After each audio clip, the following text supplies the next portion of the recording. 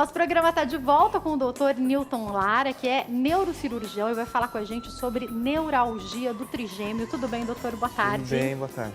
A gente estava até aqui pesquisando um pouco sobre a palavra neuralgia do trigêmeo, sobre o que é a neuralgia.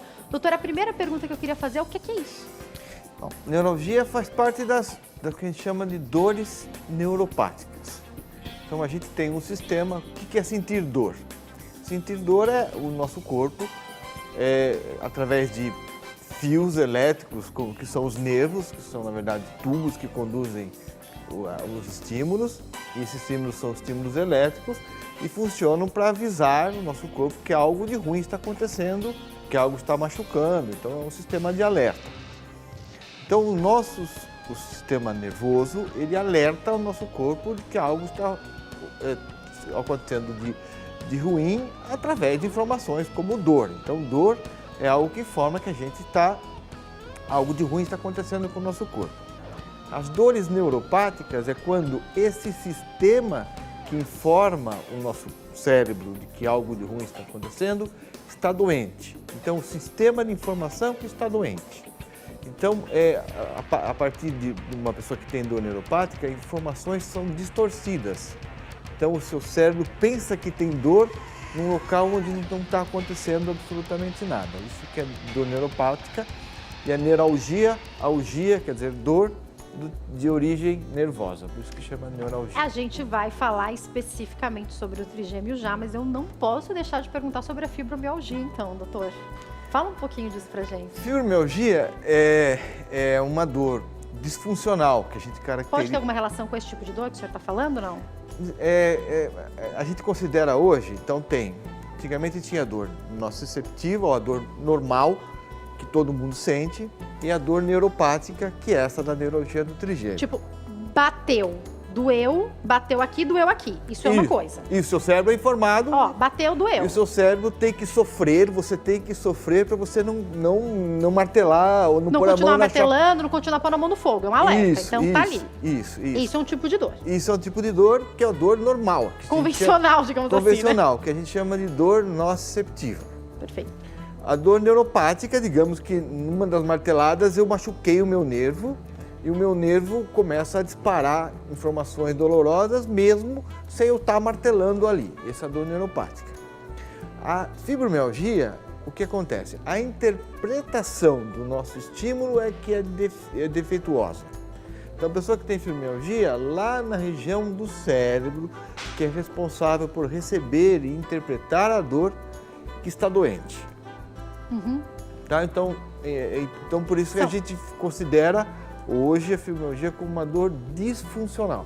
E eu perguntei isso porque eu já ouvi especialistas falarem que duvidam que a fibromialgia exista de fato, que ela talvez seja mais relacionada à questão psicológica, e como muitas pessoas que nos assistem fazem perguntas sobre isso, já queria trazer esse esclarecimento. Seu entendimento é de que de fato existe? Não, é uma doença.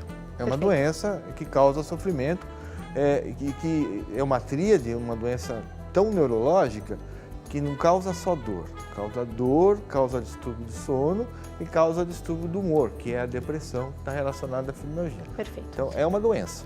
Doutor, onde está o trigêmeo? Por que a gente vai falar dele? Explica para nós. O trigêmeo é um nervo que dá a sensibilidade dolorosa para a face. Então, ele se chama trigêmeo porque são 3 ramos. Tem o ramo que a gente chama oftálmico, que é o primeiro ramo, o ramo maxilar, que é o segundo ramo, e o ramo mandibular, que é o terceiro ramo. Por isso que ele se chama trigêmeo. É um nervo quase que eminentemente sensitivo. Então ele não mexe a face, a não ser ajudar a mastigar. Mas ele em vez de ele ser um nervo motor, é um nervo que dá sensibilidade. Então, tudo que acontece na face é informado ao cérebro pelo nervo trigêmeo. Então, quando você se corta o rosto, vai fazer a barba e se machuca, e essa dor é transmitida ao cérebro pelo nervo trigêmeo. Doutor, o que pode ser essa neuralgia? Explica para nós, do trigêmeo. Então, a neuralgia do trigêmeo, foi bom a gente ter falado de dor neuropática, porque agora fica mais fácil. A neuralgia do trigêmeo é um tipo de dor neuropática. Então, o nervo fica doente e ele passa a dar informações de dor, mesmo sem estar acontecendo nada de errado com a sua face. E por que isso acontece? Lembra que o nervo é como um fio elétrico. E esse fio elétrico, ele, como o fio elétrico, o nervo é encapado. Essa capa que envolve o nervo, com a idade, tende a se fragilizar. Além disso, nós temos várias artériazinhas que ficam próximas ao nervo. E a gente sabe que com a idade, essas artérias tendem a ficar mais tortuosas. Então, em alguns momentos, em algumas pessoas, essa tortuosidade chega a tocar no nervo, e esse toque no nervo e pulsar, a artéria pulsar em cima do nervo, acaba tirando a capinha lá que envolve o nervo, como desencapasse o fio, e ficaria como se fosse um fio, generalizando e fazendo analogias, um fio desencapado que acaba disparando dor. Tá? Que tipo de dor, doutor? Pode ser choquinho? O que pode ser? Então, é um chocão, assim, a gente não pode menosprezar essa dor. Não é um choquinho, não? Não. Ele fala, porque é uma das dores mais intensas, não é uma doença grave, ninguém morre disso, mas existem pessoas que se matam por causa disso. Peraí, vamos lá que agora ficou muito sério. Doutor, vou dar um exemplo bem bobo aqui, tá? Quando a gente está fazendo aquele clareamento nos dentes, você faz o clareamento e geralmente, tanto se você faz a laser ou se você faz o caseiro, fica dando uma respostinha. Isso é nada perto do choque que a gente está falando, só pra gente poder ter uma noção.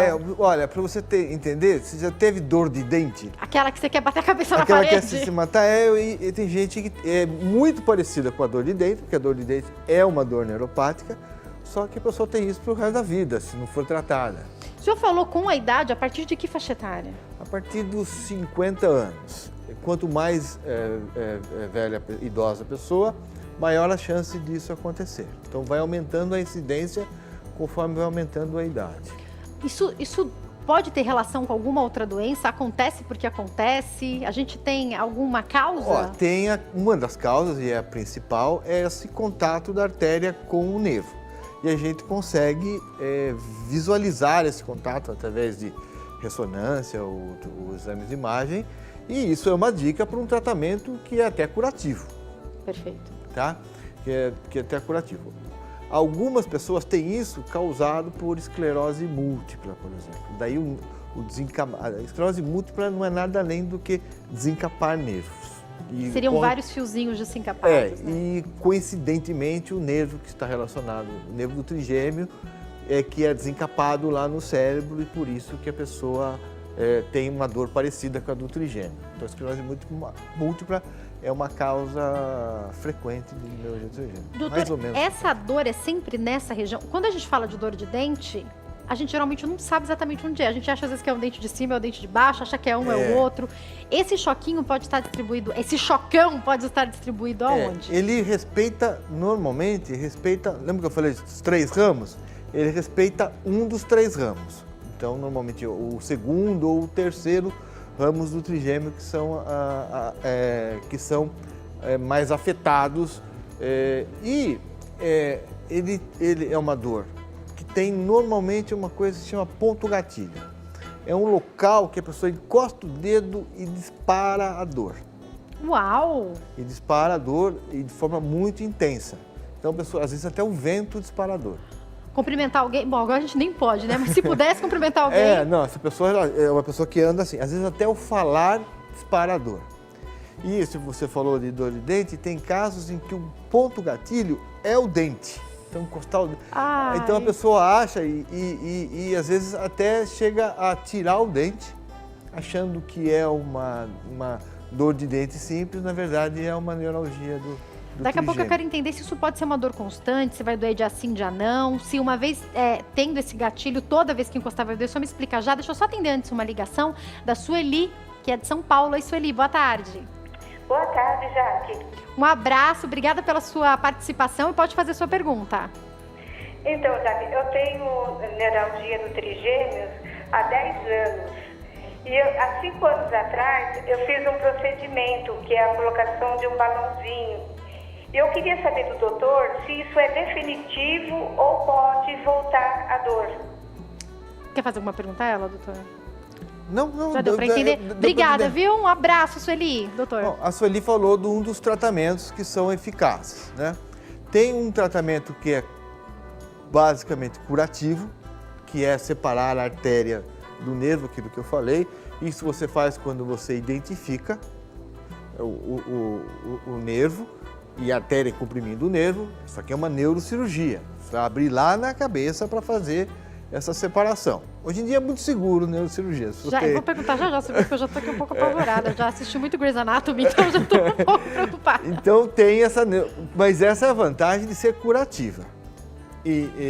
Agora tem procedimentos que são procedimentos que a gente chama ablativos, que são, você vai lá e vai machucar o nervo para ele não transmitir tanta informação dolorosa, tá?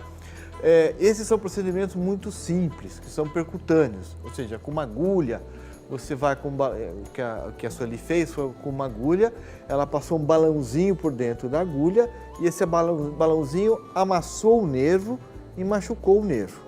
Então, o que ela ganhou com isso? Melhora da dor, mas teve uma pequena consequência, que tem gente que é mais ou menos, que é ficar meio amortecido. Era isso que eu ia perguntar.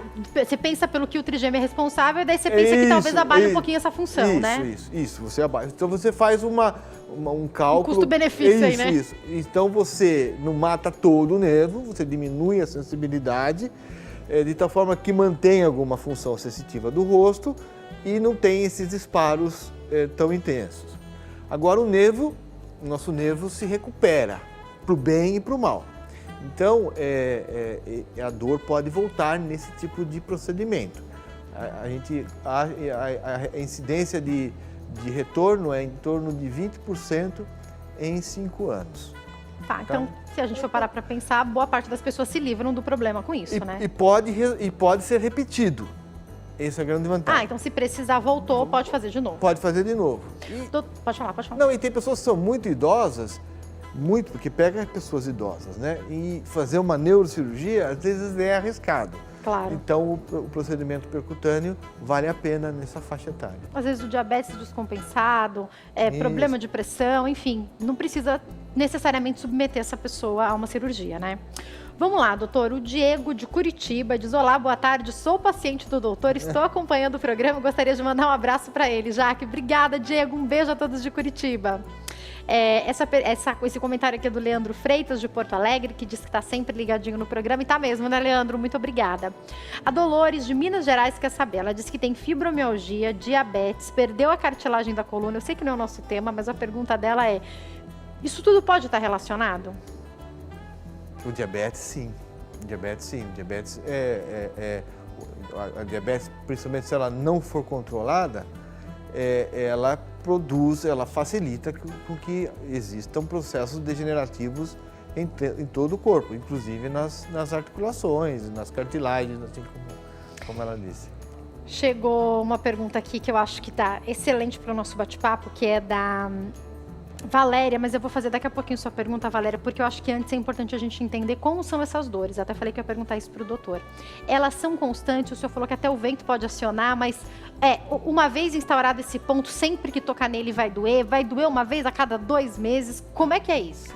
Não, são dores paroxísticas que vêm, ficam um período, às vezes vários meses, e tendem a minimizar, depois volta. Pode doer todo dia, doutor? Pode doer todo dia. No período que a gente fala ativo, inflamado o nervo, pode doer todo dia. Como uma crise aguda, vai ficar todo dia doendo. Fica uma dor começa fraquinha, fica muito, muito forte e passa. Dali 5 minutos vem uma dor muito, muito forte e passa. Isso que a gente chama de dor paroxística. E o paciente, às vezes ele não entende, não fala choque, mas ele dá características de dor como se fosse uma dor em choque, que a gente fala uma dor neuropática. Nessa análise clínica o doutor já vai saber o que é, né? Quando a pessoa explica, né? Isso. Mesmo ela não conseguindo falar que é um choque, né? Isso. Agora, doutor, fico imaginando, agora a gente vai trabalhar até mais, por mais tempo, demora mais ainda para se aposentar. Vamos imaginar uma pessoa que começou com essa doença aí aos 50 anos, tem que trabalhar.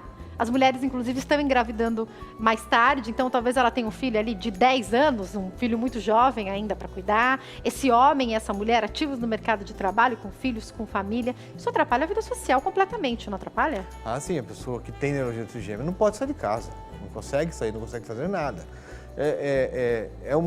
É um paciente que vai, de todas as maneiras, procurar o médico.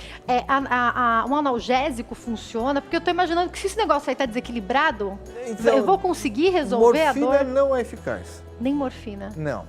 Você tem que dar medicamentos que normalmente são anticonvulsivantes, que digamos, abaixam a bola do nervo. Eles resfriam o nervo. Então, numa crise álgica dessa, se você for ao pronto-socorro, provavelmente é uma morfina, e é o que se dá normalmente, né? Mas nem morfina vai tratar, é outro tipo de medicação. É medicação para a dor neuropática. E a pessoa teria que tomar todos os dias, doutor? Teria que tomar, se a opção for por tratamento clínico, é uma medicação que tem que tomar de uso contínuo. Me fez lembrar, como eu tenho enxaqueca, me fez lembrar da utilização do topiramato, por exemplo. É isso. Que aí chegou uma hora que eu optei por não tomar, enfim, fazer um outro tratamento, mas todos os dias tomando um remédio que pode trazer, inclusive, alguns riscos também. Tem que se medir tudo, né, doutor? Isso, tem que se medir tudo. Uma coisa é você pegar um paciente que tem 95 anos e que vai tomar o remédio por pouco tempo de vida. Outra pessoa... Imagina, uma pessoa aos 30, eu acredito que possa haver casos eventuais mais cedo. Uma pessoa que ainda quer engravidar, por exemplo, não pode ficar refém de alguns desses remédios, mesmo uma né? pessoa de 50, a pessoa tem... Imagina, vai viver a vida inteira, vai viver o dobro, talvez, né? Pois é. Doutor, então agora eu vou fazer a pergunta dela. A Valéria, de Andradina, em São Paulo, diz assim: boa tarde, fui diagnosticada com neuralgia do trigêmeo, fiz um exame angiorressonância, ela disse que fez, para ver se há atrito com alguma veia. Isso. Porém, ainda não saiu o resultado. Ela já quer saber qual é o risco da cirurgia, caso necessário, e ela quer saber tanto sobre colocar o balãozinho, que acho que é aquele que o senhor falou, como a cirurgia mesmo. Sim, bom, na faixa, 30 e poucos anos, né? Acho que ela não falou aqui não, doutor. Passa a sua idade pra gente, Valéria, por favor, mas ela me parece ser jovem aqui. Enfim, vamos imaginar que seja bem jovem. Sendo uma pessoa jovem, o melhor procedimento é aquele que vai curar, tá? É vindo a ressonância, mostrando o conflito neurovascular, que a gente chama, o melhor tratamento para ela, eu pensaria em tratamento cirúrgico. Né? Ela ligou também, é isso, né, Vitor? Porque eu vi que ela deixou a pergunta na internet, mas parece que tem uma ligação dela. Vê se vocês conseguem descobrir a idade dela para mim, por favor. Doutor, balãozinho ou a cirurgia, então? A cirurgia. Para jovem é a cirurgia, porque é curativa e é uma cirurgia que tem um certo risco, mas o risco gira em torno de 0,5% a 2%. É muito baixo. É muito baixo para o benefício que vai trazer. Pensando numa pessoa de 50 anos para viver mais 40 anos com dor, né? Pela literatura médica, a gente deve optar sempre pela cirurgia, o paciente podendo. Desculpa te cortar, doutora, ela foi diagnosticada com 40 e tem 42, tá? Mas pode complementar. Muito jovem. É o mesmo raciocínio. Então, paciente jovem, abaixo de 65 anos, tendo condições e tendo diagnosticado a causa, é melhor operar sempre abaixo de 65 anos. Acima de 65, tem gente que tem 65 e parece que 50. E lá dentro também. Verdade. Tem gente que tem 65 e lá dentro parece 90. Verdade. Então, isso varia de pessoa a pessoa. Mas qual a sua questão genética, como foi sua qualidade de vida, tudo isso vai implicar, né? O que você vai fazer da sua vida a partir dali e tudo mais. Doutor, vamos falar um pouco então sobre como é essa cirurgia? Primeiro, vamos explicar do balãozinho para a Valéria. O balãozinho não é considerado uma cirurgia ou é? É um procedimento percutâneo, não corta. É um neurocirurgião que deve fazer também, doutor? É um neurocirurgião. Fora do Brasil tem alguns que eles chamam pain physician, médico de dor. Nos Estados Unidos tem muito disso. No Brasil, na Europa, é neurocirurgião normalmente que faz isso. Aí como é que é, doutor? É uma agulhinha? Explica pra gente. É uma agulha. Grossa? É um pouquinho mais grossa e que por dentro dessa agulha vai um balão e o balão expande e amassa o nervo. Então você expande o balão por um tempo tal que a maioria dos neurônios que transmitem dor são lesados e a maioria dos neurônios que transmitem outras sensações não são lesados. Perfeito. Então ela não vai perder, por exemplo, toda a sensibilidade, Não não vai é perder, isso, né? mas ela vai perder a sensibilidade. O que perder vai ser de todo o rosto, porque o balão não é seletivo. Tem um procedimento que eu considero melhor que o balão, Que é o... que é a radiofrequência. Ah, A radiofrequência você vai com uma agulhinha mais fininha e, por exemplo, se a pessoa tem dor só embaixo aqui, o ponto gatilho aqui embaixo, você vai com uma agulhinha e a radiofrequência ela seleciona o ramo do trigêmeo que você quer tratar. E ela não vai amassar o nervo, ela vai queimar o nervo. Então ela pega, queima e deixa a alteração de sensibilidade no ramo que você quer. Então, em vez de você ter na metade do rosto, como é o balão, você vai ter alteração de sensibilidade apenas naquele ramo você consegue ser mais... mais seletivo.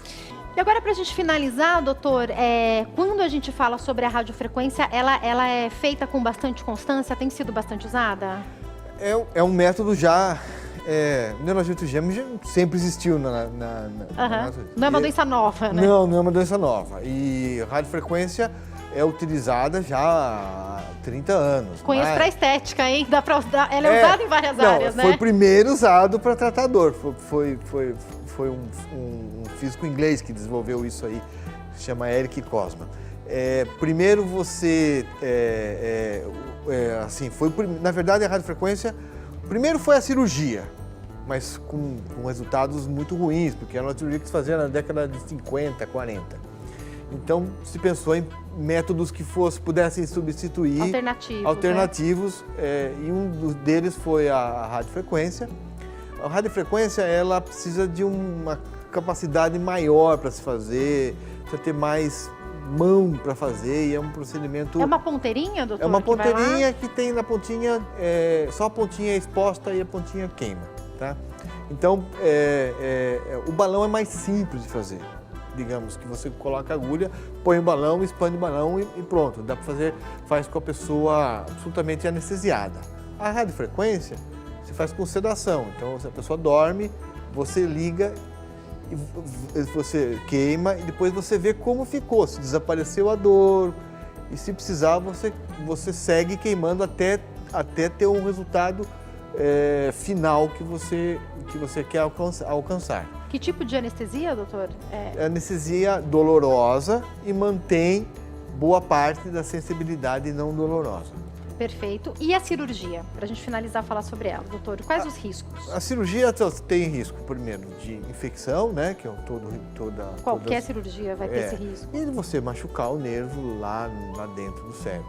E ele fica perto do nervo da audição, que é o oitavo, e do facial, que é o sétimo. São nervos que ficam bem, que pra gente é meio longe, mas fica meio centímetro um do outro. Então, machucar... Pra gente é grudado, pra eles tem um belo espaço. Um maracanã assim de distância no nervo do outro. Dá pra fazer muita coisa, né, doutor? Médicos são médicos, né, gente? Mas a incidência, mais ou menos, de efeito colateral, de problemas com essa cirurgia é mais ou menos essa. Então, o paciente e o médico precisam decidir juntos qual vai ser, qual a sua expectativa de vida, o que você trabalha, o que você faz, como está essa dor, tudo isso vai ser fundamental para decidir, né? O que não dá para deixar a pessoa sentir dor de uma doença que tem tratamento e tem como melhorar a qualidade de vida da pessoa. E doutor, para finalizar, é uma doença que não causa outra doença, que não causa outra patologia, o problema dela é a dor, né? O problema dela é a dor, não morre disso. Mas vai ter que ser tratado, que ninguém vai conseguir viver com uma dor tão intensa como essa, né? O senhor falou que pessoas podem pensar até em tirar a própria vida por conta dessa dor, né? Sim.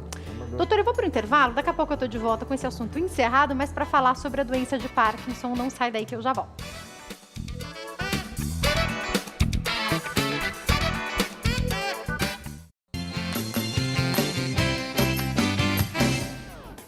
Nosso programa está de volta com o Dr. Newton Lara, que é neurocirurgião, e agora, nesse bloco, conversa com a gente sobre a doença de Parkinson.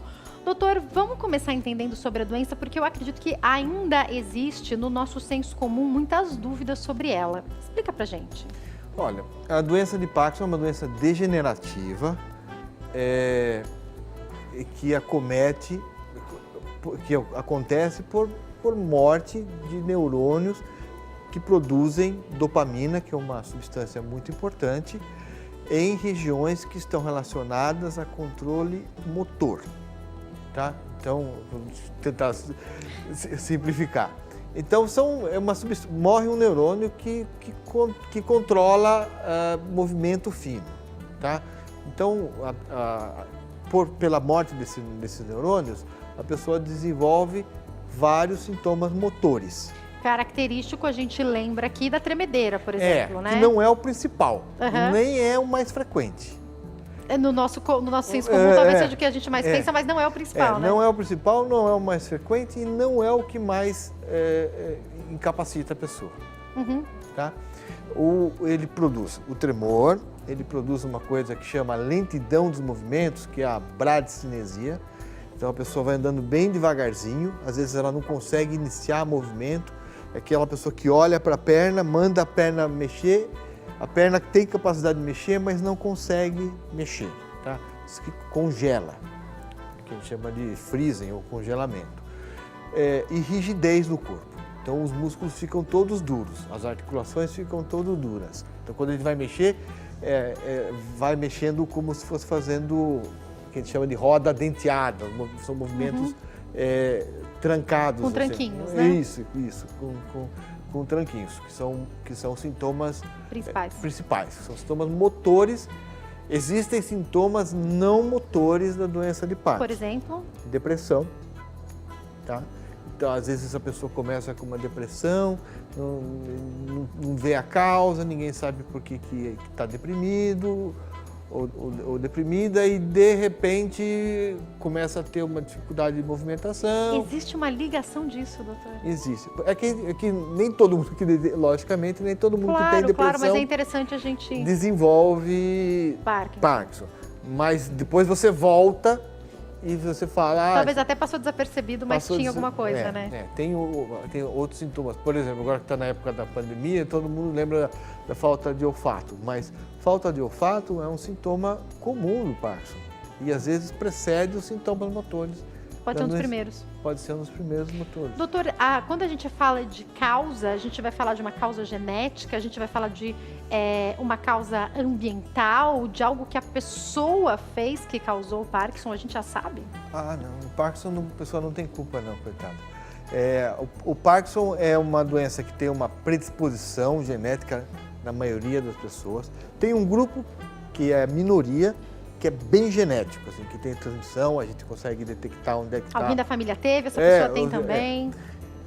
Esse grupo, que são os que têm mais jovens, tá? Que tem uma deleção genética. E tem o grupo de pessoas que tem lá a partir dos 65 anos e que o seu filho tem uma chance maior de desenvolver do que a população geral. Mas não é que os familiares... Não é o que você come, o que você... Não tem relação com o Parkinson, Não né? tem relação com o Parkinson. Não tem nada na literatura que tenha... Que ligue isso. Que ligue isso aí. Doutor, que faixa etária, então, a gente pode falar, pensando nesses dois grupos? Olha, eu tenho Parkinson desde de paciente que foi diagnosticado Parkinson com 21 anos. Uau! A grande maioria é após os 60 anos. Vem junto com alguma... A senhora falou da depressão, mas, por exemplo, pode ter alguma relação com esclerose? Pode ter alguma relação com Alzheimer? São coisas completamente diferentes? São coisas completamente diferentes. São coisas completamente diferentes. Eu costumo falar... O Parkinson, em contraposição ao Alzheimer, o Parkinson inicia motor e termina cognitivo. O Alzheimer começa cognitivo e termina motor. Tá? Então, as duas coisas se encontram lá na frente. Em algum momento. Falando sobre a questão cognitiva, bem na frente da doença já? Bem na frente. Uma doença, hoje a gente considera a Parkinson uma doença de 30 anos. Eu falo para os pacientes, 30 anos eu posso dizer que eu posso te ajudar. Então, a pessoa diagnosticou com 65 anos, ela pode viver com Parkinson, e aí ela pode viver bem com Parkinson esses 30 anos, pelo menos? Como é que é isso, doutor? Tem controle da doença? Tem controle. É uma doença que você consegue, se a pessoa fizer tudo que tiver um acompanhamento correto, usar a medicação de forma progressiva. Hoje em dia a gente faz a neuroestimulação, que é o eletrodo, que ajuda também a controlar os sintomas. Eu acho que a gente pode dar para o paciente que desenvolve a doença, embora ela seja muito heterogênea, mas para a maioria deles a gente consegue dar uma qualidade de vida por umas boas décadas ainda. Doutor, vai poder continuar trabalhando? Vai poder continuar? Como são essas limitações? A gente quer que trabalhe, quer que faça atividade física, atividade intelectual, que vá dançar, que faça Tai Chi Chuan. Eu peço para entrar no coral, às vezes, para ajudar na expressão facial e na voz. A gente estimula muitas atividades do parkinsoniano. Doutor, a gente não fala em cura ainda? Não, a gente não fala em cura. Porque nenhuma atitude médica consegue impedir que o neurônio morra. Tá? O que a gente faz é substituir a ação do neurônio, ou com medicação, que é o que a gente usa no começo da doença, ou quando a medicação, a gente tem a lua de mel da dopamina, que é um período de 5 a 10 anos que o remédio vai muito bem. Aí chega um momento que a dopamina começa a ter efeitos colaterais, começa a dar problema, aí a gente pode usar a possibilidade de fazer a cirurgia do Parkinson, que joga a doença mais uns 10 anos lá para frente. Depois dali 10 anos a gente volta na dopamina e aí a gente vai levando. Que cirurgia que é essa, doutor? Hoje o que se tem usado para cirurgia, que é o padrão ouro, né, é um neuroestimulador. Que, como o pessoal fala chip, mas é um neurônio, um neuroestimulador, é um fio elétrico, na verdade, que vai até que é implantado no cérebro, que simula a função, assim, bem generalizada. Para ficar bem para a gente poder entender. Para as pessoas entenderem, ele vai simular a função da dopamina que a pessoa não produz mais. Que provavelmente também, nessa altura, o remédio também já não está fazendo efeito, né? Isso, porque quando a gente começa a ter sintomas, 80% dos neurônios já morreram naquela região. Então não tem mais como reverter isso aí. Então, aí a medicação funciona, mas a medicação não vai regenerar, né? Não vai regenerar. O que perdeu, perdeu. O que perdeu, perdeu. Quem sabe no futuro célula-tronco vai funcionar, mas a gente ainda não tem nada firme em célula-tronco para isso. O senhor falou e me faz perguntar, doutor, para quem tem crianças, para quem pretende engravidar ou tem crianças pequenas, pensando na célula-tronco, pensando no dente de leite, pensando no cordão umbilical, a gente já tem que se preparar com alguma coisa para esse futuro? Que é uma coisa muito cara se toda a população resolver fazer isso aí, né? É um acesso ainda muito difícil, um acesso ainda muito difícil. Mas eu acho que no futuro vai haver coisas que vão funcionar, sim. Mas já tem... Futuro quanto? Um futuro 50 anos? Um futuro 100 anos? É que às vezes as coisas acontecem, né? Eu posso dizer que em Parkinson se gasta muito dinheiro. Uhum. A fundação do Michael J. Fox conseguiu arrecadar muito dinheiro e eles praticamente... De uma hora para outra pode acontecer alguma coisa, né? Praticamente financiam todas as pesquisas no mundo relacionadas a Parkinson. É você pedir dinheiro que eles se eles veem que a coisa é séria, eles financiam. Então, é uma área que se investe muito, porque é uma doença que está aumentando, como a população está envelhecendo, está aumentando muito o número de pessoas com doença de Parkinson. E vamos viver mais tempo, precisamos de qualidade de vida, né? Isso. Para esses anos a mais que vamos viver. Doutor, quando a gente fala a respeito da cirurgia, imaginando aí uma pessoa com 60, 70 anos, é uma cirurgia que tem sido bem sucedida hoje? É uma cirurgia que é melhor executada até 85 anos. Tá? Eu tenho pacientes que eu fiz até com 89, fiz uma senhora. Mas até 85 a gente costuma ser liberal fazer, o melhor é 75. Mas se você pensar que é um procedimento que traz muito custo-benefício para a pessoa, que tem um impacto muito forte sobre a qualidade de vida, por que não pensar em fazer um pouco mais precocemente? Inclusive por questões, mas você vai gastar uma cirurgia cara, mas inclusive por questões financeiras, se você usar um aparelho que vai ser implantado e você puder usar por 20 anos, é melhor do que você se você usar por 5 anos. Por 10, eu ia falar por 5, que seja, né? Você já assim, está na vantagem financeira também, isso, né? então, em termos de saúde pública, isso Você pode gastar tudo de uma vez, ao invés de gastar 2 ou 3 vezes, mas você também está evitando 2 ou 3 vezes o valor, né? Isso. Por isso que a gente pensa. Doutor, acho importante a gente falar sobre dos acompanhamentos que o senhor faz para quem tem Parkinson, sobre como fica a vida dessa pessoa. Porque imagina que a cabeça está mandando a perna andar e a perna tem condições de funcionar para fazer isso. Mas começa a dar um tilt aí nessa relação e não vai. Viver assim não deve ser fácil, doutor. É importante também caminhar para um acompanhamento psicológico ou psiquiátrico? Imprescindível. Tem que ter, porque... E assim, a gente tem que ter uma visão sempre humanizada e alegre. O nosso atendimento também tem que ser um atendimento positivo. Carinhoso, humanizado, né? Tem que ser um atendimento positivo, assim. Olha, mas hoje eu não estou conseguindo andar, mas espera aí, faz uma piadinha, e vamos tentar, e vai levando. E a pessoa vê que quando ela está melhor psicologicamente, ela também desempenha as funções físicas melhor, as funções motoras. Então tem relação também. Doutor, foi um prazer te receber aqui. Muito obrigada. É também, para finalizar, uma doença que, como tantas outras, quanto antes diagnosticada, melhor para esse tratamento? Porque às vezes, como eu falei, assim, a doença não é uma doença que o nosso tratamento não vai impactar na morte do neurônio. Mas vai impactar no sofrimento que a pessoa vai ter. Então, quanto antes ela for diagnosticada, quanto antes a vida dela vai melhorar. Tá? Porque a gente não cura, mas a gente melhora muito a vida da pessoa que tem Parkinson. A gente está falando de controle, né? De uma vida, de uma qualidade de vida melhor, né, doutor? Para quem quiser entrar em contato, site newtonlara.com.br e os telefones 0 operadora 11 2384 9823 e 0 operadora 11 99861 5000, passando aí para vocês. Doutor, uma ótima tarde, viu? Muito obrigada, volte mais vezes.